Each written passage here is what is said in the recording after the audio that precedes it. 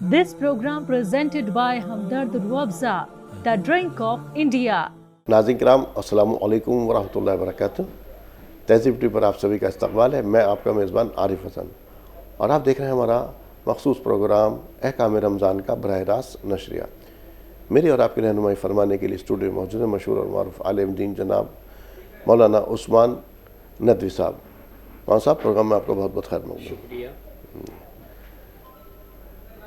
नाज़रीन, आप लोग जानते हैं प्रोग्राम में हम किसी न किसी अहम मौजू पर रहनुमाई लेते हैं, फिर आपकी कॉल्स को भी शामिल करते हैं। और लेकिन इससे पहले कि आपकी कॉल हम तक पहुँचे या हम अपने मौजू पर आएँ, जो आप मेरे साथ रखे हुए प्रोडक्ट्स देख रहे हैं, इनके बारे में आपको जानकारी दे दूँ। तमाम तर प्रोडक्ट्स हमदर्द के तैयार करदा प्रोडक्ट्स हैं। हमदर्द अपने सभी प्रोडक्ट कुदरती अज्जा से तैयार करता है और रूह अफ़ज़ा आप सभी लोग वाकिफ़ हैं इससे, कई दहाइयों से हमारे साथ है और हमारी प्यास बुझाता चला आ रहा है। बहुत मशरूब आए मार्केट में, लेकिन कोई भी इसके मद्दे मुकाबिल ना ठहर सका। रूह अफ़ज़ा का राज आज भी दायम और कायम है। तो हमदर्द ने अब डायबिटिक पेशेंट्स को देखते हुए, जिस तरह से जो शुगर के पेशेंट बढ़ रहे हैं इस वक्त, उनको देखते हुए शुगर फ्री भी रूह अफ़ज़ा लॉन्च किया ताकि वो भी इससे फ़ायदा उठा सके। दो स्क्वैश मेरे साथ रखे हुए, लेमन और ऑरेंज। आप इनको भी इस्तेमाल कर सकते हैं। कुछ और मशरूबात हैं यहाँ रखे, देख रहे होंगे आप मेरे साथ, शरबत खस, शरबत संदर, शरबत गुलाब और रेड रश। रेड रश जो है ये एनर्जी ड्रिंक है। नारियल पानी भी रखा हुआ है यहाँ पर। कुछ फ्यूजन टेट्रा पैक के अंदर लॉन्च किए गए हैं, जैसे कि लीची, मैंगो, लस्सी और मिल्क शेक। तो ये तमाम मशरूबात है। साथ में एक जामे शीरी, ये भी मशरूबात में ही है। तो आप इनका फ़ायदा उठाइए। और ख़ास तौर से इस वक्त जैसे रमज़ान का मौका है, तो इफ्तार के अंदर अगर आप इन सभी को अपने जो आपके दस्तरखान उसकी रौनक बनाते हैं, तो यकीनी तौर पर जहाँ ये आपके दस्तरखान के अंदर जो है उसकी वसअत बख्शेंगे, तो उसकी रौनक में भी, उसकी रौनक को भी दोबाला करेंगे। लेकिन अभी और भी यहाँ पे हमदर्द ने कुछ और आइटम लॉन्च किए हैं, जैसे कि ये सत इसमें बोले, आप इसकी फ़ायदे से अच्छी तरह से वाकिफ़ हैं। एनर्जी के लिए ग्लूकोज डी है, 2 फ्लेवर में रखा हुआ, रेगुलर और ऑरेंज। आप ये भी फौरी एनर्जी के लिए यूज़ होता है। और अब आते हैं किचन के कुछ आइटम है हमारे पास, जैसे कि हींग रखा हुआ, हींग का इस्तेमाल कीजिए। केसर है यानी कि ज़ाफ़रान, तो आप ज़ाफ़रान का भी इस्तेमाल कर सकते हैं। ये सब किचन के अंदर आपके इस्तेमाल होते हैं। मस्टर्ड ऑयल एक अहम ज़रूरत किचन की। कुछ मसाले जात जैसे कि अजवाइन, धनिया, मिर्च रखा हुआ है यहाँ पर, और हल्दी भी है, और यहाँ पर सियाह मिर्च भी रखी हुई है। सेवइयाँ भी यहाँ रखी हुई हैं। सेवइयों का इस्तेमाल रमज़ान में और गैर रमज़ान दोनों में किया जाता है, और ख़ास तौर से ईद के दिन तो बहुत ज़्यादा डिशेज इससे बनाई जाती हैं। और ये रखा हुआ यहाँ पर शहद भी देख रहे हैं आप, और शहद की फ़ायदे से आप सभी लोग वाकिफ़ हैं कि शहद खाना सुन्नत भी है। और शहद के बारे में कहा भी गया कि आप सल्लल्लाहु अलैहि वसल्लम ने फरमाया कि जिसने महीने में 3 मरतबा शहद का इस्तेमाल किया, वो मुहलिक इमराज से दूर रहेगा। तो ये पूरा बास्केट है। किचन का भी हमदर्द ने आपके इंतज़ाम कर दिया, और रमज़ान का भी आपका हमदर्द ने इंतज़ाम कर दिया। और हमदर्द ने अपने हमेशा सार्फिन का ख्याल रखते हुए जो इसकी खालिसतन यानी कि इसकी प्योरिटी के ऊपर सबसे ज़्यादा उसने वो गौर करता है और ध्यान देता है। तो आप इनको इस्तेमाल करिए, बेझिझक अपने किचन में इस्तेमाल कीजिए, रमज़ान के अंदर मशरूबात का इस्तेमाल कीजिए और इनसे फ़ायदा उठाइए। नाज़रीन, अब आते हैं अपने मौजू की तरफ। आज का जो हमारा मौजू है वो है नुज़ूल कुरान।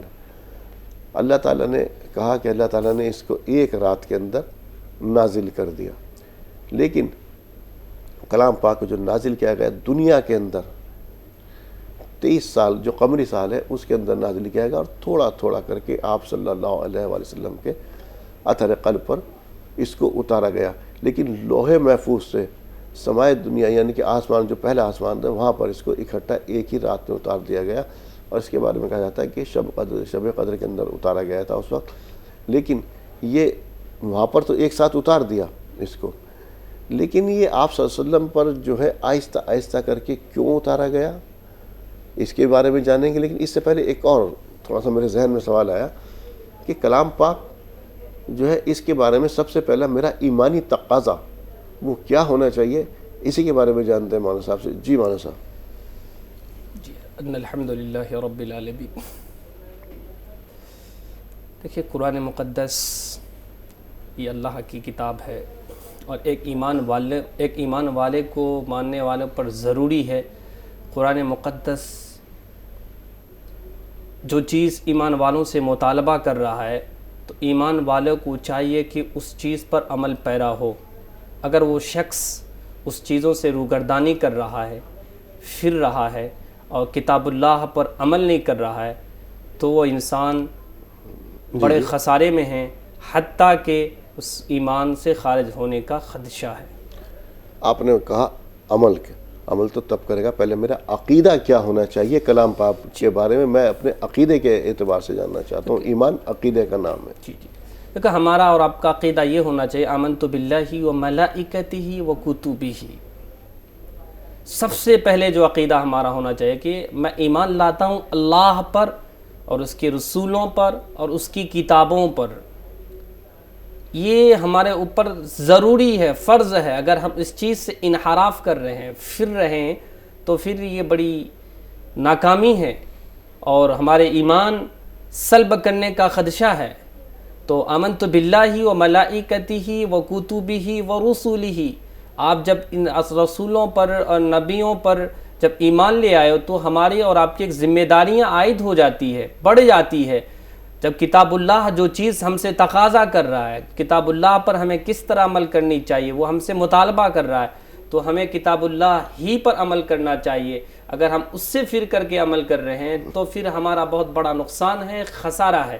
یہ ایک ایمان والوں کا عقیدہ یہی ہونا چاہیے. جب وہ شروع میں جو ابتدائی کلمات میں جو سکھایا جاتا ہے کہ آمنت باللہ و ملائکتہ و کتبہ و رسولہ پر ایمان لانا ضروری ہے. ناظرین، جیسا ہی مولانا صاحب نے کہا کہ ایمان لانا ضروری ہے، یقینی طور پر ایمان لانا ضروری ہے. کتاب کے بارے میں ایک میرا عقیدہ سب سے پہلا جو ہوگا وہ یہ ہوگا، جیسے مولانا صاحب نے کہا میں ایمان لایا اللہ پر، اس کا ترجمہ کر دیتا ہوں، اللہ پر، اس کی کتابوں پر، اس کے فرشتوں پر، جو اس کا ایمان کا وہ ہے، اور قیامت کے دن، اچھی بری تقدیر پر، قیامت کے دن پر، دوبارہ سے اٹھائے جانے پر. لیکن یہاں پر کتابوں کا ذکر ہوا. کتابیں اور جو پہلی کتابیں تھیں، حالانکہ صحیفے تو بہت نازل ہوئے، لیکن جو کتابیں نازل ہوئیں وہ 4 بڑی کتابیں، توریت، زبور، انجیل. لیکن ان کتابوں میں تحریف کر دی گئی. میرا عقیدہ جو آج کے دور میں وہ یہ ہوگا کہ کتاب اللہ کے لیے کیا ہے، کلام پاک کتاب اللہ ہے، یعنی کہ اللہ تعالیٰ کا کلام ہے. سب سے پہلا میرا یہ عقیدہ یہ ہوگا. پھر اس کے بعد آئیں گے کہ اس کے اندر کوئی بھی تحریف نہیں کی گئی ہے. یہ میرا ایک عقیدہ ہوگا. جب میں نے یہ عقیدہ مان لیا اور یہ میں نے عقیدہ کر لیا کہ یہ اب کلام اللہ ہے، یعنی کہ اللہ کا کلام ہے. اللہ مطلب صفات باری تعالیٰ ہو گیا نا ایک طرح سے، اللہ تعالیٰ کا کلام ہو گیا. جب میں اللہ تعالیٰ کا کلام ہے، اب میرے اندر ایک تجسس پیدا ہونا چاہیے کہ اب میں اس کو پڑھوں. اب پڑھنے کے تقاضے کیا ہیں؟ دیکھیے، کتاب اللہ جو ہے یہ آسمانی تمام کتابوں کا نچوڑ ہے، خلاصہ ہے. اب پڑھنے کا تقاضا یہ ہے کہ اس کا علم سیکھنا ہر انسان پر فرض ہے، کیونکہ ہماری جتنی بھی عمل ہے اور جتنی بھی چیزیں ہیں، دنیا کی تمام چیزوں کا تعلقات کتاب اللہ ہی کے ذریعے، چاہے وہ معاملات کا تعلق ہو یا اور کسی طرح کے تعلقات ہو، یہ تمام تعلقات کتاب اللہ سے. اور ہمارا پڑھنے کا تقاضا یہ ہے کہ ہم کتاب اللہ کو پڑھیں. جب ہم پڑھیں گے تو ایمان میرا تر و تازہ ہوگا. قلب کو اگر سکون دینا چاہتے ہیں تو ہم کتاب اللہ کے ذریعے سے سکون دے سکتے ہیں. نفس کو اگر سکون دینا چاہتے ہیں تو کتاب اللہ کے ذریعے سے ہم سکون پہنچا سکتے ہیں. یہ ضروری ہے کہ کتاب اللہ کو پڑھنا ہم پر فرض ہے. اور اس کی تعریف ناظرین میں بتاؤں، اس کلام پاک کی تمام تر نبیوں کو، جتنے بھی رسول آئے، سب کو معجزات سے نوازا گیا. حضرت موسیٰ علیہ السلام آپ جانتے ہیں 2 معجزات ان کو دیے گئے تھے. حضرت عیسیٰ علیہ السلام پورے پیکر ہی ایک طرح سے معجزات سے، ان کی زندگی پیدائش معجزہ، اور پھر اس کے بعد ماں کی گود کے اندر پیدا ہوتے کے بعد پھر بولنا، خود اپنے کی گواہی دینا کہ میں رسول ہوں. اور کتنے معجزات تھے کہ پرندے کو بنایا مٹی کا اور اڑا دیا، اس کو کہہ دیا قم بیض اللہ، اس طرح سے.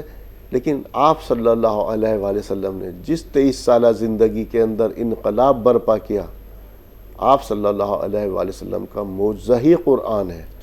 اس کے بارے میں بتائیے کہ معجزہ کس طرح سے مولانا صاحب؟ جی، قرآن کریم کا قابل فخر معجزہ یہ ہے کہ قرآن ایک ایسی کتاب ہے جس کو پوری دنیا کے اندر میں پڑھی جائے. کوئی ایسا وقت نہ ہو کہ قرآن مقدس کو پڑھی نہ. دنیا میں بہت ساری کتابیں ہیں، لیکن کتاب اللہ کا ایک قابل فخر معجزہ ہے کہ کتاب اللہ کو سب سے زیادہ پوری دنیا کے اندر میں اگر کوئی کتاب پڑھی جاتی ہے تو کتاب اللہ ہے، یعنی القرآن ہے، الذکر ہے، الفرقان ہے، ان کتابوں کو سب سے زیادہ پڑھی جاتی ہے۔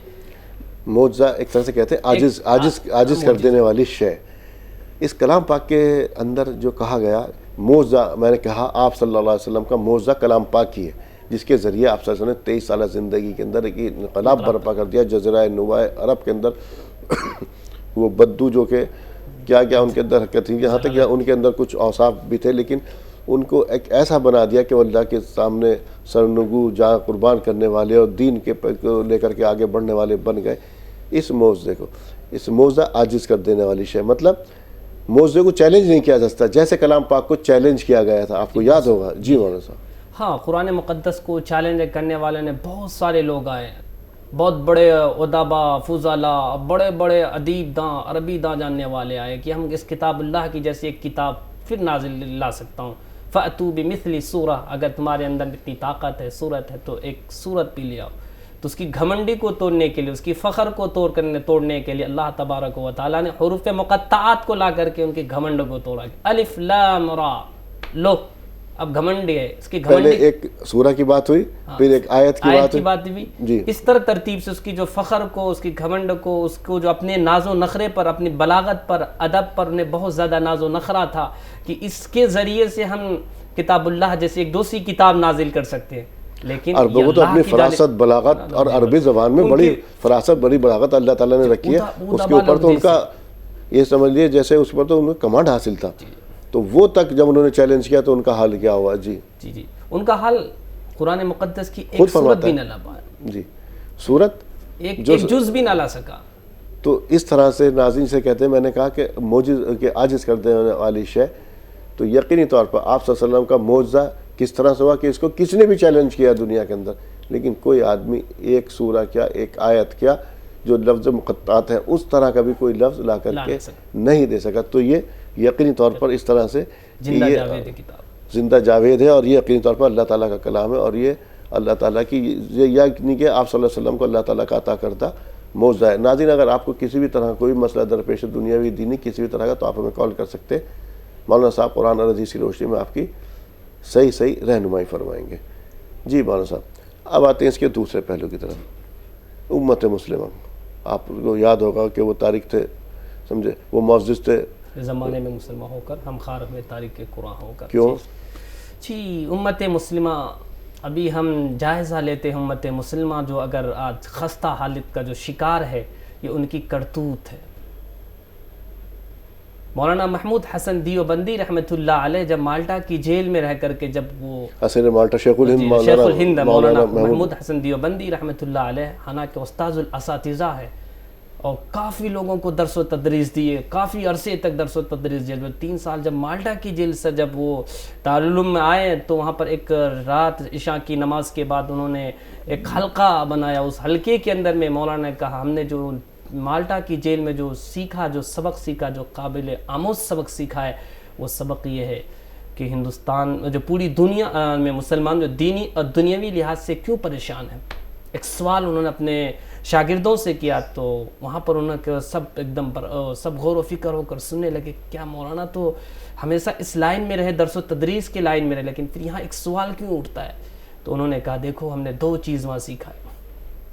سب سے پہلی بات یہ ہے کہ دینی اور دنیاوی لحاظ سے جو ہم آج پستے جا رہے ہیں اور نیچے کلاس میں جا رہے ہیں، سب ہمیں آج تعصب کی نگاہوں سے دیکھ رہے ہیں۔ اس کی ریزن کیا ہے؟ انہوں نے بتایا کہ یہ ہے کہ لوگ کتاب اللہ جیسی کتاب کو ترک کر دیا۔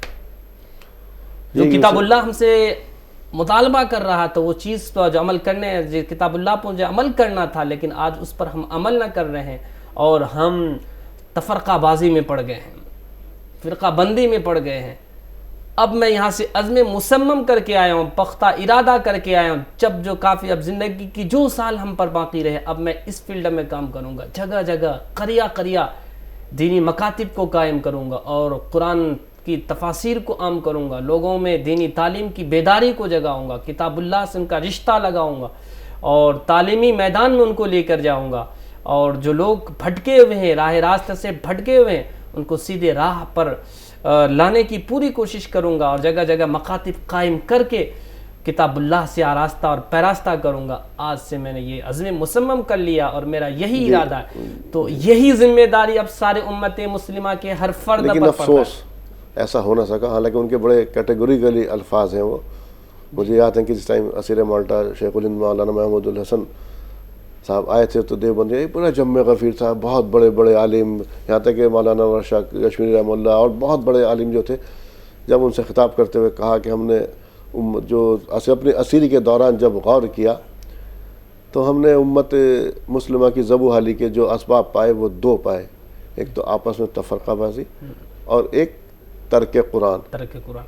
حالانکہ اگر آپ ان کے بارے میں دیکھیں تو انہوں نے ترک کیسے کر دیا قرآن کو؟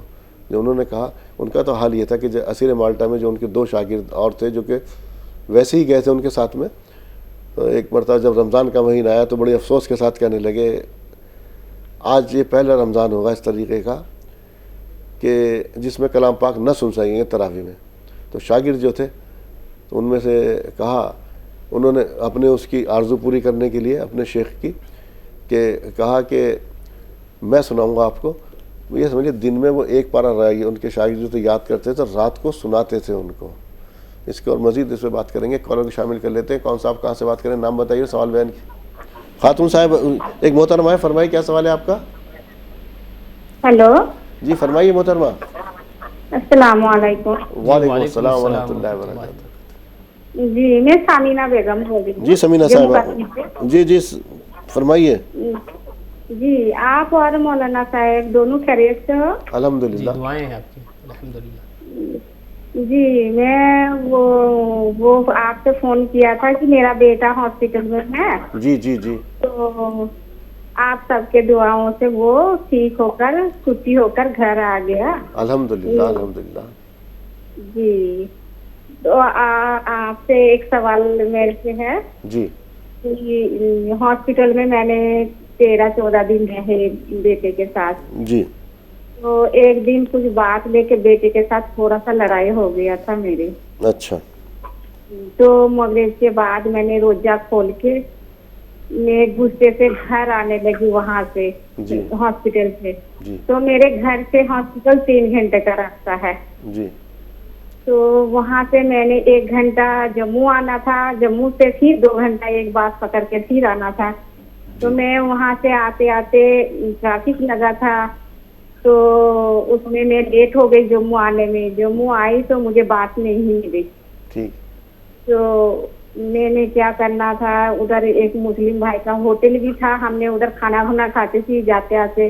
1 مہینے سے ہم نے چکر لگاتے رہے. ان سے مدد مانگا، انہوں نے نہیں کیا، ہمارے مدد نہیں کیا انہوں نے. پھر ادھر بڑے سارے لوگ کمرہ کرایہ پہ کمرہ بول کے چلانے لگا. لیکن میں اکیلے لیڈی تھی، مجھے ڈر لگ رہی ہے کہ ہم ادھر انجان میں ہوں، ہم نے کرایہ پہ رہتی ہوں جموں میں، ہمارا گھر کلکتہ میں ہے.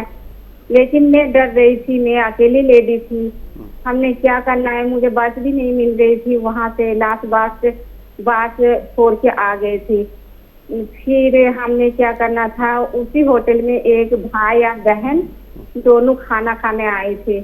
وہ بھی باہر سے آئی ہیں، وہ بھی روم لے کر وہی کرایہ پہ تھی. ہم نے ان کو پوچھا، انہوں نے بولا ہم کرایہ پہ ہوں. ہم نے بولا اپنے ساتھ ہمیں رکھ دو. تو مجھے بھی بات نہیں مل رہی ہے، میں ہاسپٹل سے آ رہی ہوں، مجھے بات نہیں ملی. تو انہوں نے بولا ہمارے ساتھ چلو، ہم نے آپ کو کرایہ پہ کمرہ لے کر دے دوں گا ہمارے پاس ہی. میں نے کہا ہاں ٹھیک ہے، آپ کے پاس ہو تو پھر میں رہ جاؤں گی. لیکن ان کے ساتھ گئی تو ان کی وہ جہاں ہوٹل میں تھی اسی ہوٹل میں مجھے کمرہ نہیں ملی. وہ دوسرے ہوٹل میں وہ لوگ بولتا ہے دوسرے ہوٹل میں لے کے دے دوں گا. پھر میں نے نہیں مانا، مجھے بھروسہ نہیں تھی، وشواس نہیں ہو رہی تھی، میں اکیلی لیڈی تھی. میں نے پھر کیا کرنا تھا، وہ دونوں بھائی بہن تھے، تھوڑا عمر زیادہ ہو گئی تھی وہ لوگوں کا، کہیں 50-60 سال کے تھے وہ. بھائی کا تھوڑا 50 سال تھا تو بہن 55-60 سال کی تھی وہ. تو میں نے بولا بہن بھائی کو بولا دیکھو ہمیں آپ نے ساتھ آپ کے کمرے میں رکھ لو. تو میں ان کے ساتھ ان کے کمرے میں میں نے 200 روپیہ دیا، کرایہ دیا، ان کے کمرے میں رہ گئی ہوں. پر وہ تو जो जेंट्स था वो अनजान भी था, जो लेडी थी वो भी अनजान थी, लेकिन उन्होंने मेरी मदद किया, उनके साथ रख लिया इस रात को। तो मैंने पूरे रात ऐसे सोई नहीं, ऐसी जागी थी, ऐसी थोड़ा सा टेंशन भी थी मुझे।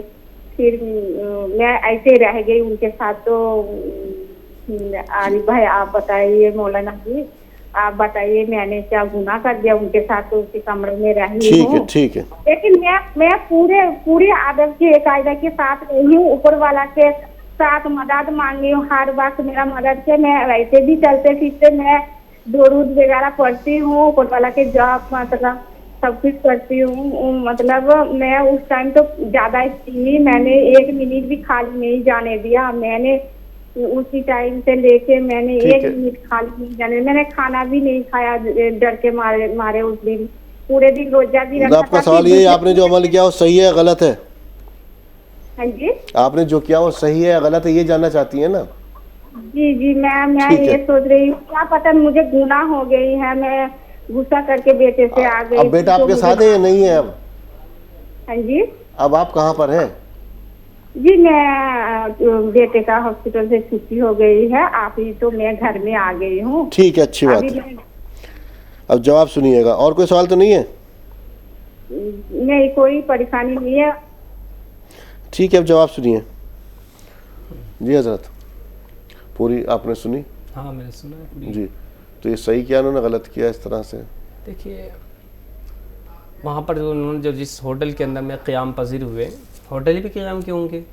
हाँ, तो अब तहफ़्फ़ुज़ के लिए, हिफाजत के लिए उन्होंने उस होटल के अंदर में क़याम कर लिया जहाँ उनकी हिफाजत हुई, वो बेहतर है। रह सकते उस वक्त ऐसे हालत में मौका ऐसे कोई होटल के अंदर में क़याम करना कोई हरज की मसला नहीं, बेहतर है कि उन्होंने वहाँ क़याम कर लिया। आफिया साहिबा फरमाइए, क्या सवाल है आपका? आफिया लाइन पर है आप? जी अस्सलाम वालेकुम। वालेकुम अस्सलाम व रहमतुल्लाहि व बरकातहू। फजर के अजान से पहले तहज्जुद की नमाज पढ़ सकते शहरी के बाद? सहरी में? जी हजरत, सहरी में अजान से पहले फजर की तहज्जुद की नमाज पढ़ी जा सकती है। देखिए तहज्जुद की नमाज के लिए जो ना वो जो वक्त का तयन है तो रात की तिहाई हिस्सा है। ठीक है, रात की तिहाई हिस्सा है, उसमें इबादत करना चाहिए, उसमें तहज्जुद पढ़ना चाहिए। अगर कोई शख्स फजर की नमाज अजान के बाद अगर तहज्जुद पढ़ा, वो नफल तहज्जुद का सवाब मिल जाएगा उसके। पहले पढ़ रहे हैं वो, जब तो वक्त है ना उस वक्त तहज्जुद का, तहज्जुद तो उसमें कोई हर्ज नहीं, पढ़ सकते। लेकिन रात की तिहाई हिस्से में तहज्जुद पढ़ना चाहिए बेहतर, क्योंकि अल्लाह का अफजल नमाज है, उससे तहज्जुद का आखिरी हिस्से में पढ़ना चाहिए। रशीदा साहिबा को शामिल करेंगे, चेन्नई से हमारे साथ हैं। फरमाइए, क्या सवाल है आपका? अस्सलाम वालेकुम रहमतुल्लाहि व बरकातहू। वालेकुम अस्सलाम व रहमतुल्लाहि व बरकातहू। जी, अब हमारे रिश्तेदारों में थोड़े लोग बहुत बखील हैं, उनको ज़कात का बयान बोलती हूँ मैं, जो यूट्यूब पे रहता है उसे फॉरवर्ड करती हूँ, और जब वो मेरे साथ बात करते तो उसके बारे में ज़कात ना देने वालों पर जो अजाब है वो सारा सुनाती हूँ, और सखी के लिए जो सवाब है वो सारा सुनाती हूँ। वो दुनिया भर की बातें करने के लिए तैयार है, लेकिन ना ज़कात देने के बारे में बयान सुनने के लिए तैयार ही नहीं बखील लोग। आप कहते हैं कि अल्लाह ताला माफ कर देगा ज़कात ना देने पर। मैंने बोला अल्लाह ताला नमाज ना पढ़े तो माफ करेगा, क्योंकि वो उसका हक है। अगर ज़कात ना देंगे, गरीबों का हक मारेंगे, तो अल्लाह ताला कैसे दूसरों का हक मार के कैसे अल्लाह ताला सिर्फ अपना गुनाह ही माफ करेगा? जो गरीब बंदों का हक मारने पे कैसे अल्लाह ताला माफ करेगा? बोले तो वो बोलते हैं कि नहीं अल्लाह ताला माफ कर देता, देने के लिए अल्लाह दिल दिए तब तो देना, अल्लाह दिल ना दिए तो क्या करे? ऐसा बोल के कुछ न कुछ बहाने बनाते बखील लोग। बयान सुनने के लिए तैयार ही नहीं है, जितना अजाब होगा वो सारा सुनने के लिए तैयार ही नहीं है। झूठा मूठा ज़कात बोले थे, बहुत सारा होता है ना, लाखों की ज़कात को हजारों में बता के ऐसे चीटिंग कर देते हैं लोगों को। तो ऐसे लोगों को लिए कैसा समझाना चाहिए, कैसे बयान करना चाहिए, कैसे बोलना चाहिए? इन लोगों को सुनने के लिए तैयार ही नहीं है। ठीक है, और कोई सवाल है? इतना ही।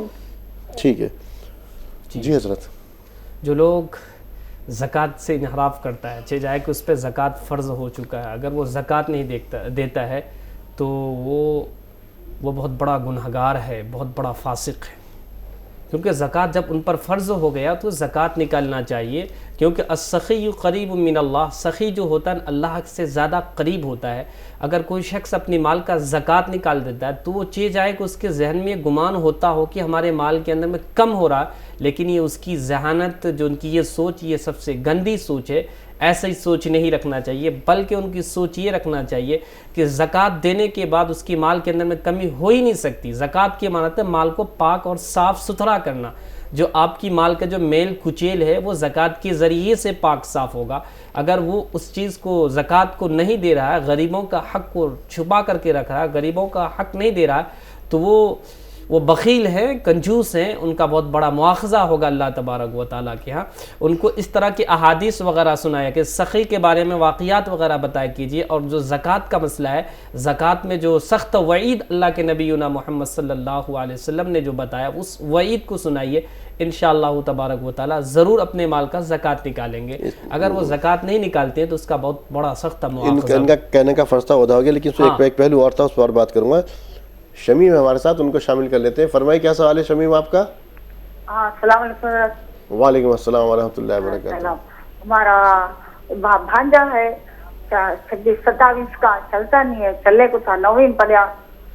کیا پیدائشی معذور ہے؟ نہیں، پیدائش نہیں، اس کے ہاتھ پیر سب ہے۔ وہ 9ویں کلاس پڑھا، 9 تک پڑھا، پاس ہوا۔ تو پریشان نا، اس کے بعد سے چل نہیں سکتا، چل نہیں سکتا، سے گھسلے کے حمام پہ جاتا ہے۔ تو پریشانی کیا تھی؟ وہ کس وجہ سے نہیں چل پاتا؟ وہ چل نہیں، اٹھ نہیں سکتا ہے، اٹھ نہیں سکتا ہے۔ اس کی ماں بھی ہے نا بہت فقیر سے گزر گئے، انتقال ہو گئے۔ تو یہ پریشانی کب سے، کتنے دن سے پریشانی ہے اس کو چلنے کی، نہ چلنے کی؟ نہیں، اٹھ کر کھڑنے نہیں ہوتا وہ بچے کو۔ 27 سال عمر ہے، 27 سال عمر ہے اس کی؟ 27۔ تو ڈاکٹر کو نہیں دکھایا آپ نے؟ ہاں دکھائے، دوا جاری ہے۔ قرآن کی آیت میں کیا پڑھ کے ذرا پوچھنا ہے، وہ ذرا پوچھنا ہے حضرت۔ جی ذرا دعا میں رمضان مبارک۔ جی ٹھیک۔ جی بچہ آپ کا معذور ہے، بچپنے سے معذور ہیں، اور آپ قرآنی آیت، جیسے قرآنی آیت کو سورہ فاتحہ وغیرہ کو پڑھا کیجئے بچوں کے لیے، اور اس کے بعد سورہ شفا بھی کہا جاتا ہے، سورہ شفا وغیرہ بھی ہے۔ ان تمام آیتوں کو پڑھ کر کے پانی میں دم کر کے بچوں کو پلائیے، انشاءاللہ وہ صحت یاب ہو جائیں گے۔ ناظرین، اس سے پہلے کہ ہم آگے بڑھیں، موضوع پر بڑھیں یا آپ کے کالس کو شامل کریں، جو میرے ساتھ رکھے ہوئے پروڈکٹس دیکھ رہے ہیں ان کے بارے میں ایک بار پھر آپ کو بتا دوں۔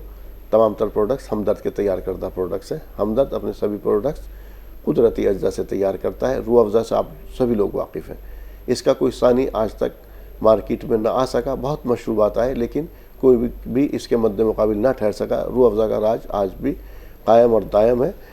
اب روح افزا نے جو شوگر کے پیشنٹ ہیں، دیکھ رہے ہیں کہ اس وقت بڑھ رہے ہیں شوگر کے پیشنٹ، ڈائبٹک پیشنٹ، ان کو دیکھتے ہوئے شوگر فری بھی روح افزا لانچ کیا۔ اب جو شوگر کے پیشنٹ ہیں وہ بھی اس سے فائدہ اٹھا سکتے ہیں، یا وہ بھی اس کے ذائقے سے محروم نہ رہ سکیں گے۔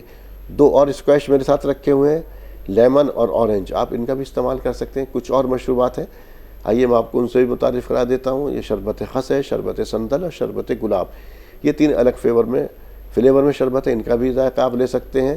اور ایک ریڈ رش ہے، یہ فوری انرجی کے لیے ہے، ناریل پانی ہے جو رکھا ہوا ہے یہاں پر، تو ان کو مشروبات کو بھی آپ استعمال کر سکتے ہیں۔ اور آپ ساتھ میں یہ میرے رکھے ہوا دیکھ رہے ہوں گے، ایک جام شیریں، یہ بھی مشروب ہے، اس کا بھی استعمال کر سکتے ہیں، یہ بھی ایک فلیور ہے تو اس کا بھی مزہ لے سکتے ہیں۔ اور 2 یہاں پر مجھے گلوکوز ڈی 2 طرح کے رکھے ہوئے دکھائی دے رہا ہے، ایک اورنج ہے اور ایک ریگولر فلیور کے اندر ہے، تو یہ فوری انرجی کے لیے ہے۔ اور ساتھ میں یہ اسد اسبغول جو ہے، آپ اس کی فائدے سے واقف ہیں تو اس سے بھی فائدہ اٹھا سکتے ہیں۔ اور زعفران کیسر یعنی کہ زعفران، یہ کچن کے آئٹم ہے آپ کے، اس بھی استعمال کیجئے۔ ہینگ بھی لانچ کیا گیا ہے، ہینگ کو استعمال کیجئے۔ کچھ یہ مسالے ہیں جیسے کہ اجوائن ہے، ہلدی، دھنیا، مرچ، اور یہ کچھ گرم مسالوں میں سیاہ مرچ وغیرہ، ان کا بھی آپ استعمال کر سکتے ہیں۔ سوئیاں موجود ہیں یہاں پر، سوئیاں رمضان غیر رمضان دونوں طرح سے استعمال کی جاتی ہیں۔ رمضان میں کچھ زیادتی ہو جاتی ہے ان کے استعمال میں، اور خاص طور سے عید کے دن تو ہر گھر میں سوئیاں بنتی ہی ہیں، تو اور کئی طرح کی ڈشز بنتی ہیں۔ ساتھ میں رکھا ہوا آپ شہد دیکھ رہے ہیں، شہر کی جو شہد ہے اس کی فائدے سے آپ واقف ہیں۔ آپ صلی اللہ علیہ وسلم نے فرمایا شہد کے بارے میں کہ جس انسان نے شہد کو 3 مرتبہ مہینے میں استعمال کیا وہ مہلک امراض سے دور رہے گا۔ تو ایک پورا باسکٹ ہے کچن کے لیے بھی، آپ کے جو ہے اس ٹائم افطار کا دسترخوان ہے، یا یہ تمام ترجمہ مشروبات ہیں، اس کو وسعت بخشیں گے اور آپ کو اس دسترخوان کی رونق کو دوبالا کریں گے، اور جب آپ ان کے استعمال کریں گے طرح طرح کے فلیور ہیں، کہیں نہ کہیں آپ اپنے جسم میں راحت اور فرحت بھی محسوس کریں گے۔ ناظرین، یہ تو ہوا جو میرے ساتھ رکھے تھے ہمدرد کے پروڈکٹس، ان کے بارے میں جانکاری۔ اچھا مولانا صاحب، میں اپنے موضوع پر لوٹوں گا، اتنے کالز ہم تک آئیں گی، لیکن ایک سوال جو انہوں نے کہا تھا نا ابھی، رشیدہ نے کہا تھا زکوٰۃ کے تعلق سے، یہ سمجھ لینا کہ زکوٰۃ جو ہے یہ جیسے کہا اللہ تعالیٰ معاف کر دے گا، یہ زکوٰۃ اللہ تعالیٰ معاف نہیں کرے گا، کیوں؟ ایک دفعہ کو اللہ تعالیٰ اپنے حقوق معاف کر دے گا، نماز معاف کر دے گا، وہ بھی اس کی مرضی کے اوپر ہے، بہت رحیم ہے، کریم ہے، وہ کر دے نہ کرے اس کی مرضی، لیکن یہ زکوٰۃ اس زمرے میں نہیں آتی ہے۔ کیوں؟ کیونکہ یہ دوسروں کا حصہ ہے، یہ آپ یہاں پر کیا کر رہے ہیں، کسی کی حق تلفی کر رہے ہیں، یہ حقوق العباد کا حصہ ہے۔ اس کے بارے میں تھوڑا سا بتائیے، پھر لوٹیں گے اپنے موضوع کی طرف۔ دیکھیے زکوٰۃ جو ہے نا، یہ حقوق العباد، اگر کوئی شخص جن پر زکوٰۃ فرض ہو چکا ہے اور وہ زکوٰۃ نہیں دے رہا ہے اور زکوٰۃ کا انکار کر رہا ہے، تو انکار کرنے کی وجہ سے وہ وقیم الصلاۃ وآتوا الزکاۃ، بار بار کہا گیا، ٹھیک ہے، زکوٰۃ کا لفظ بار بار، اگر وہ اس چیز سے انحراف کر رہا ہے اور زکوٰۃ نہیں دے رہا تو یہ کفر کا مرتکب ہو گیا۔ ہاں، رہی مسئلہ یہ ہے کہ یہ زکوٰۃ جو ہے یہ بندے سے، غریب فقراء اور محتاج بندے کا ملکیت، 8 مدیں دی گئی، 8 لوگوں بتائی گئی، تو ان لوگوں کا حق ہے، ان کو چاہیے کہ یہ مال ان تک پہنچا دے۔ اگر وہ نہیں پہنچاتا ہے تو یہ حقوق العباد ہوگا۔ اگر بندہ معاف نہ کرے تو ان کا مواخذہ، اگر بندہ معاف نہ کرے تو معاف نہیں ہوگا، اور اللہ سے تعلق اگر کوئی مسئلہ ہے تو اللہ تبارک و تعالیٰ وہ معاف کر دیں گے۔ اور حقوق العباد جو ہے بندے سے جو تعلق ہے، اس کا تعلق حقوق العباد سے ہے، اس کے معاف نہیں ہے، کیونکہ آپ حق تلفی کر رہے ہیں۔ ایک آدمی جو بیٹھا ہوا ہے، وہ بھوکا بیٹھا ہوا ہے، یہ اس کا حق ہے۔ یہ میل کچیل کے بارے میں شاید ضعیف حدیث ہے، اس کے بارے میں میل کچیل بھی ہم کہہ دیتے ہیں، لیکن میرے تو اکارڈنگ اس میں زکوٰۃ کا لفظ جو مناتا نہیں ہے میل اور کچھ پاک صاف کرنا اپنے مال کو، کیونکہ اس میں دوسروں کا حق اللہ تعالیٰ نے دیا گیا، تو آپ اس کو خالی ادا کرنا ہی یہ نہیں ہے صرف نکال دیا، اس کو اس کے حقدار تک پہنچانا بھی یہ اس آدمی کا فریضہ ہے جس نے زکوٰۃ نکالی۔ ایک کہتے ہیں کہ زکوٰۃ نکال دینا، اور اس زکوٰۃ یہ نہیں کوئی بھی آگے آپ نے اس کو بغیر انکوائری کے دے دیا، اسے زکوٰۃ کو پھینکنا کہیں گے، اس کے اندر زکوٰۃ ادا نہیں ہوگی۔ ایک کالر سے بات کر لیتے ہیں، کون صاحب اور کہاں سے بات کر رہے ہیں؟ نام بتائیے، سوال بیان کیجیے۔ نجمہ فرمائیے۔ جی فرمائیے محترمہ۔ ہاں، السلام علیکم۔ وعلیکم السلام ورحمۃ اللہ وبرکاتہ۔ مجھے 2 باتیں پوچھنی تھی کہ ہمارے پاس تو پیسہ کا سونا چاندی وغیرہ کچھ نہیں ہے، تو کیا پھر بھی خیرات اور یہ پیسے وغیرہ دینا پڑتا ہے کیا؟ آپ کے پاس اگر سونا چاندی نہیں ہے، روپیہ ہے کچھ اکٹھا آپ کے پاس؟ پیسے اکٹھے ہیں آپ کے پاس؟ ہاں، تو ایسا کچھ نہیں ہے ہمارے پاس، تو کیا دینا پڑے گا کیا؟ سونا چاندی کے علاوہ روپیہ ہے آپ کے پاس؟ نہیں، ویسا وہ کچھ نہیں ہے، صرف محنت کر کے کھاتے ہیں، ہمارے شوہر کا بھی انتقال ہو چکا ہے۔ ٹھیک ہے۔ اور ایک بات میں گھر کی پریشانی دور نہیں ہوتی، اس کے لیے کچھ کلمہ یا کچھ کون سی نماز ادا کرنا ہے، یہ بول سکتے بولے تو اچھا ہوگا۔ جی حضرت، اب ان پہ تو کچھ ہے ہی نہیں، تو جب آپ کے پاس نہ سونا ہے، نہ چاندی ہے، نہ نقد روپیہ ہے، تو آپ پر زکوٰۃ نہیں، فرض نہیں ہے۔ زکوٰۃ کے لیے حولان حول ہے، اور یہ آپ کے اوپر کوئی چیزیں ہی نہیں ہے، تو آپ پر زکوٰۃ بالکل فرض نہیں ہے۔ ہاں، رہی مسئلہ یہ ہے کہ آپ جو بتا رہے ہیں کہ آپ جیسے بتا رہے ہیں پریشانیاں وغیرہ جو آپ کے گھر پر ہیں، اس طرح کے حالات آپ کے گھر پر آئے ہوئے ہیں، تو اس پریشانی کے حالات میں کیا کریں؟ تو دیکھیے، اس پریشانی کے حالات میں آپ وظیفہ وغیرہ اس چیزوں کو زیادہ تر پڑھا کیجئے، یا ہادی اس کو 99 مرتبہ رات کے وقت پڑھا کیجئے، یا قویو، اور اس طرح کے قرآنی آیات ہیں، ان آیتوں کو پڑھا کیجئے، اور سورہ بقرہ پڑھنے کا گھر میں معمول بنائیے، انشاءاللہ تبارک و تعالی فاقہ زنی سے آپ دور رہیں گے۔ جی ماں صاحب، اب لوٹتے ہیں پھر اپنے موضوع کی طرف۔ ہم بات کرتے ہیں کلام پاک کے بارے میں، جیسے میں نے ابھی شیخ الہند کا بھی واقعہ بتایا، آپ نے بتایا 2 اسباب بتا دیے تھے، اور دونوں کا دیکھا جائے تو ایک ہی تھے کہ کلام پاک کو ترک کرنا۔ تفرقہ بھی تو یہ ہے کہ ہم نے کلام پاک کو ترک کر دیا، اور کلام پاک کو جو ہم بناتے، ایک اور اس کی طرف آتے ہیں، 2 اور اس کا پہلو ہے، یہ اتنی اہم کتاب ہے کہ اس کو پہاڑوں پر اللہ تعالیٰ نے کہا اتارنے، تو پہاڑوں نے معذرت کر لی، سمجھے؟ تو اتنا کیونکہ اللہ تعالیٰ کا کلام ہے. ایک دوسری طرف اور ایک اس کا پہلو وہ تو ادھر دوسری طرف چلے گی بات. عربی کا سیکھنا ایک مسلمان کے لیے، تاکہ کلام پاک کو ایک تو روانی میں پڑھ دیا میں نے، سیکھ لیا.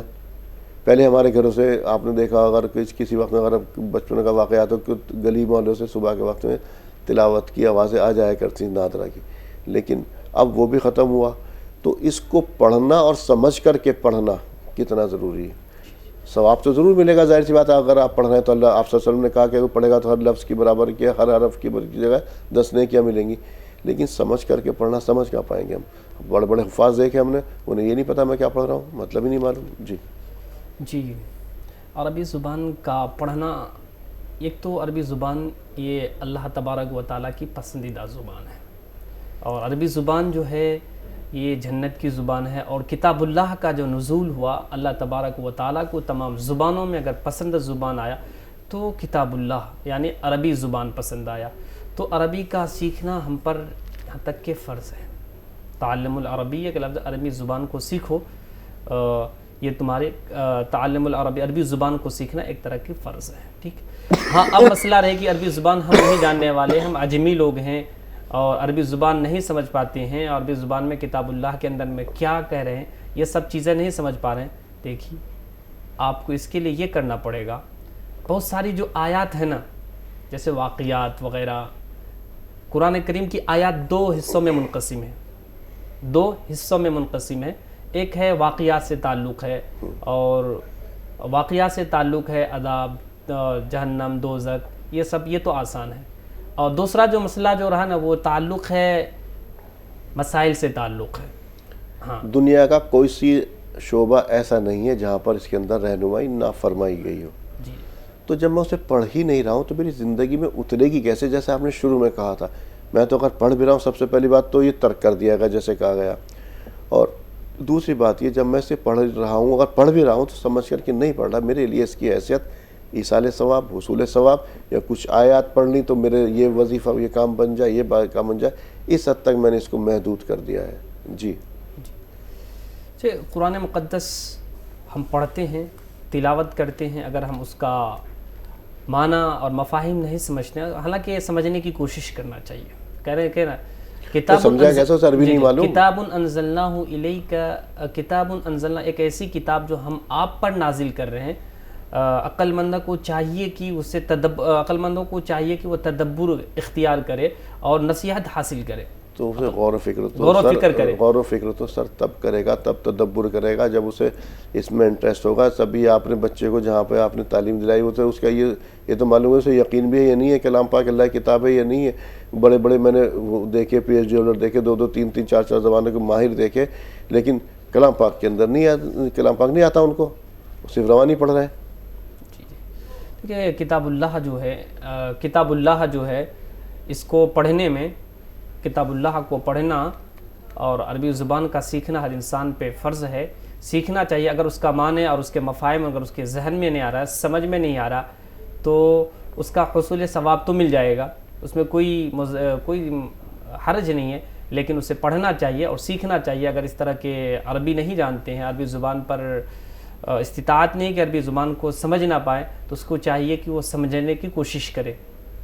کیا ترجمے کے ذریعے سمجھا جا سکتا ہے؟ یعنی کچھ لوگ کہتے ہیں ترجمہ نہیں پڑھنا چاہیے. نہیں، دیکھیں ترجمے کے ذریعے تو سب سے بہتر ہے کہ تراجیم جو ہے کوئی نہیں آتا، بھلے سے آپ مترجم کی آنکھ سے پڑھ رہے ہیں، لیکن کم سے کم کچھ تو آپ کو حاصل ہوگا نا. ترجمے کے ساتھ نہیں کر دے گا. اللہ تبارک و تعالیٰ اگر تم کو عقیدت و محبت مجھ سے چاہتے ہو تو کتاب اللہ کا ترجمہ کے ذریعے سے ہم سے قربت حاصل کرو. تو ترجمہ سے بھی ذریعے سے ہم سیکھ سکتے ہیں. بہت ساری تراجیم کی کتابیں ہیں، ترجمے کی کتابیں ہیں. خاص کر ہندوستان ممالک میں اگر سب سے زیادہ کسی نے کام کیا ہے تو قرآن مقدس پر ترجمے پر جو کام کیا ہے، اس ملک کو یہ فضیلت بخشی ہے، وہ ہندوستان ہے. اور ہمارے ہندوستان کے اندر میں عربی زبان کے اندر میں کتاب اللہ پر سب سے زیادہ ترجمہ نگاری اگر کی ہے تو ہندوستان والوں نے کی ہے. تو آپ کتنی بے وقتی ہے، کتنی یہ بے توقیری ہے کہ اللہ تعالیٰ کہہ رہا کہ تمہارا ایمان، میرا ایمان ہونا چاہیے، کلام اللہ ہے، اس میں کوئی تحریف نہیں کی گئی. کتنی میری بدقسمتی بدبختی ہے کہ میں یہ نہیں سمجھ پا رہا اللہ مجھ سے کیا کہنا چاہ رہا، اور کیوں میرا ذوق، میرا شوق کیوں نہیں ہے اس کو سیکھنے کے لیے. اللہ مجھ سے کیا کہہ رہا، اللہ حضرت علی رضی اللہ عنہ کا بڑا مشہور قول ہے کہ جب میں چاہتا ہوں کہ اللہ تعالیٰ مجھ سے ہم کلام ہو تو میں کلام اللہ پڑھتا ہوں، اور جب میں چاہتا ہوں کہ میں اللہ تعالیٰ سے بات کروں تو میں نماز پڑھتا ہوں۔ تو اللہ تعالیٰ جس سے ہم مانگنے کے اس کے علاوہ کوئی اور نہیں دے سکتا، میں اس کے کلام پاک کو جاننا ہی نہیں چاہ رہا، اللہ مجھ سے کیا کہہ رہا، کیسے عمل کروں گا؟ جی دیکھیے، کتاب اللہ کا جو پڑھنے میں ایک الگ ہی چاشنی ہوتا ہے، ایک الگ ہی مٹھاس ہوتا ہے۔ ہاں اگر اس کا مفاہیم نہیں جان رہے، معنی نہیں جان رہے، سمجھ نہیں پا رہے ہیں تو حصول ثواب میں تو کوئی دقت نہیں ہوگی۔ رہی مسئلہ یہ ہے کہ آپ کوشش کیوں نہیں کرتے؟ افلا یتدبرون القرآن، آپ قرآن کریم کے اندر میں تدبر کیوں نہیں کرتے، تفکر کیوں نہیں کرتے؟ اللہ نے آپ کو ذہانت دی ہے، آپ اس ذہن کو استعمال کیوں نہیں کرتے؟ اگر وہ ذہن کو استعمال، حالانکہ اور سب بھی علوم ہے، اس علوم میں آپ مہارت تامہ حاصل کرتے ہیں، لیکن یہ کتاب جو اللہ کی سب سے معزز کتاب ہے، جس کے ذریعے سے قربت الہی حاصل ہو سکتی ہے، اس کتاب کو آپ ترک کر کے اس کے اندر میں تدبر نہیں اختیار کر رہے ہیں، تفکر کی جیسی سوچ ہے، اپنے ذہن کو محدود تک رکھے ہیں اور اس کتاب کے اندر میں ذہن نہ لگا رہے ہیں، یہ بہت بڑی حماقت کی بات ہے، بہت بڑی سوچنے کی بات ہے کہ کتاب اللہ جیسی کتاب کو ہم ترک کر کے اور دوسری کتابوں کو پڑھ رہے ہیں، اور اس کتاب کے اندر میں ہم غور و فکر نہیں کرتے ہیں۔ حالانکہ اللہ تبارک و تعالیٰ نے کہا کہ افلا یتدبرون القرآن، آپ قرآن مقدس کے اندر میں تدبر کیوں نہیں کرتے ہیں؟ جب تدبر کرو گے، جب سوچو گے تو آپ کو وہاں سے بہت سارے ہیرے اور جواہرات ملے گے۔ ایک آیت میں آپ کے لیے نسخہ کیمیا رکھے گا اور ایک معنی بھی رکھے گا۔ آپ سوچئے کتاب اللہ کے اندر۔ جی ہاں، تو مولانا صاحب ایک اور اس میں آخری سوال اور جوڑ دوں ذرا سا میں، جس انسان نے 4 لینگویج سیکھ لی اور اسے عربی نہیں آئی، کلام پاک نادرا پڑھ رہا ہو، اللہ تعالیٰ کیسے کہے گا کہ مجھ سے عربی نہیں آتی تھی، کیا یہ روز محشر میں عذر قابل قبول ہوگا؟ اللہ تعالیٰ یہ نہیں کہے گا تو نے 4 لینگویج تو سیکھ لی، فرینچ سیکھ لی، انگریزی سیکھ لی، اور تمام تو نے واللہ عالم کیا کون سی لینگویج سیکھ لیا تو نے، جیپنیز، اور یہ تو عربی نہیں سیکھ سکتا تھا؟ کیا یہ اللہ تعالیٰ اس بابت سوال کر سکتا ہے، کرے گا؟ جی، انسان کو سوچنا چاہیے کہ جب ہم ان تمام چاروں زبان پر عبودیت حاصل کر لیے، اور جو ہماری زبان جو ہے، ہماری زبان جو جنت کی زبان ہے، اللغۃ العربیہ لغۃ الجنہ، اللغۃ العربیہ لغۃ کتاب اللہ، عربی زبان ایک ایسی کتاب ہے یہ جو جنت کی، عربی زبان ایک جنت کی زبان ہے، عربی زبان اللہ کی کتاب کی زبان ہے، تو اس کتاب کو، اس زبان کو نہیں سیکھنا یہ ہمارے لیے بڑی حماقت کی بات ہے۔ ہمیں چاہیے کہ اس زبان کو بھی سیکھنا چاہیے، اگر نہیں سیکھتی یہ ہماری کوتاہی ہے اور یہ ہماری تنگ نظری ہے، ہم تنگ نظری سے دور رہیں اور اس زبان کو سیکھنے میں۔ جی ناظرین، یقینی طور پر عربی کو سیکھیے، کلام پاک کو سمجھیے، کلام اللہ ہے، اللہ تعالیٰ کا کلام، ذرا سوچئے ہم کتنے بڑی بے توقیری ہے اور کتنی بڑی بدقسمتی ہے، اللہ تعالیٰ نے ہمارے لیے اپنا کلام اتار دیا، نہ سمجھ پاتے ہیں، نہ ہم اس کو پڑھ بھی رہے ہیں، وہ تو ترقی کر دیا ایک طرح سے۔ اور یقینی طور پر ہمارا جو ذبح حالی کا اس وقت ایک اسباب ہے، اس کے اندر یہ ہے کہ ہم نے کلام پاک کو ترک کر دیا۔ کلام پاک کو پڑھیے، سمجھ کے پڑھیے، ترجمے سے پڑھیے، اور اگر ہو سکے تو عربی کو سیکھے، جس سے کہ کلام پاک سیدھے جیسے آپ صلی اللہ علیہ وسلم کے قلب اطہر پر اتر رہا تھا، جب آپ کلام پاک کو عربی سیکھ لیں گے تو یقینی طور پر خود محسوس کریں گے کہ یہ آپ کے بھی قلب اطہر پر، آپ کے بھی قلب پر یہ اتر رہا ہے۔ ناظرین، آپ سے اجازت لینے کا وقت ہو گیا، لیکن آپ سے اجازت لینے سے پہلے ایک مرتبہ پھر آپ کو جو میرے ساتھ رکھے پروڈکٹس دیکھ رہے ہیں ان کے بارے میں جانکاری دوں۔ تمام تر پروڈکٹس ہمدرد کے تیار کردہ پروڈکٹس ہیں، اور ہمدرد اپنے پروڈکٹ قدرتی اجزا سے تیار کرتا ہے۔ روح افزا سے آپ لوگ واقف ہیں، کئی دہائیوں سے ہمارے ساتھ ہے۔ اب ہمدرد نے جو ڈائبٹک پیشنٹ ہیں ان کو دیکھتے ہوئے روح افزا شوگر فری بھی لانچ کیا ہے، جس سے کہ جو ڈائبٹک پیشنٹ ہے وہ بھی اس سے فائدہ اٹھا سکیں۔ 2 اسکویش میں ہے یہ، اورنج اور لیمن۔ کچھ مشروبات اور رکھے ہوئے ہیں یہاں پر، شربت خس، شربت سندل، شربت گلاب۔ آپ ان کا بھی یہ الگ الگ فلیور کے اندر ان کا بھی مزہ لے سکتے ہیں۔ اور یہاں پر ریڈ رش ہے، یہ انرجی ڈرنک ہے، ناریل پانی ہے، اس کا بھی استعمال کر سکتے ہیں۔ کچھ فیوژن ٹیٹرا پیک کے اندر ہیں، لیچی، مینگو، لسی اور یہ ملک شیک، آپ ان کو بھی استعمال کر سکتے ہیں۔ اسبغول ہے، اس کی فائدے سے آپ لوگ واقف ہیں۔ کیسر یعنی کہ زعفران کا بھی آپ جو ہے استعمال کر سکتے ہیں۔ گلوکوز ڈی ہے، 2 فلیور رکھا ہوا، اورنج اور یہاں پر ریگولر، اس کا استعمال کیجئے۔ جامع شیری یہ بھی مشروب ہے، مسٹرڈ آئل، ہینگ اور کچھ مسالے جات جیسے اجوائن، ہلدی، دھنیا، مرچ اور یہ سیاہ مرچ ہے۔ کچھ سوئیاں ہیں، ان کا بھی پوری آپ کے سمجھ لیے رمضان کا تمام گرمیوں کا پورا خزانہ اور آپ کے کچن کا بھی خزانہ ہے۔ اور شہد رکھا ہوا، شہد کھانا سنت ہے، تو شہد کو بھی استعمال کیجیے. ناظرین اب آپ سے اجازت لینے سے پہلے مولانا صاحب کا شکریہ ادا کرتے ہیں. مولانا صاحب آپ کا پروگرام میں تشریف آوری کے لیے تہہ دل سے شکریہ. شکریہ, آپ نے اپنے پروگرام میں مدعو کیا, میں بہت خوش ہوں. تو ناظرین احکام رمضان میں آج اتنا ہی. اسی کے ساتھ اپنے میزبان کو دیجیے اجازت. آپ دیکھتے رہیے تہذیب ٹی وی. السلام علیکم ورحمۃ اللہ وبرکاتہ. This program presented by Hamdard Ruabza, the drink of India.